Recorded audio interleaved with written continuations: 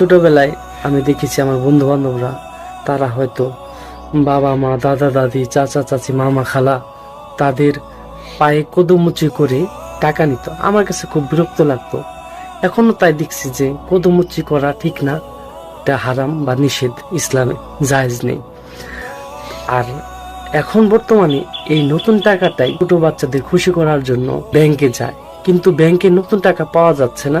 সেই টাকাটা আবার মানুষ বাজারে গুলিস্তানের মোড়ে টাকা দিয়ে টাকা কিনতে হয়। একজন প্রশ্ন করেছে, টাকা দিয়ে বেশি দামে টাকা ক্রয় করা কি হারাম?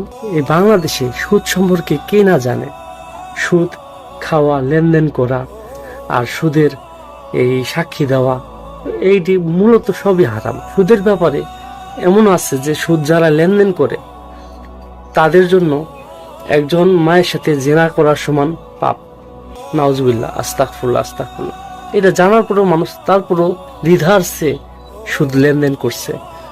আবার অনেকেই জানে যারা সুদ লেনদেন করে তাদের সাথে আল্লাহ ও তার রাসূল সাল্লাল্লাহু আলাইহি সাল্লাম যুদ্ধ ঘোষণা করেছেন। এত হাদিস জানার পরেও তবুও মানুষ এই দাড়িওয়ালা নাই, টুপিওয়ালা নাই, হাজি নাই, গাজী নাই, সবাই সুদের মধ্যে নিয়োজিত আছে।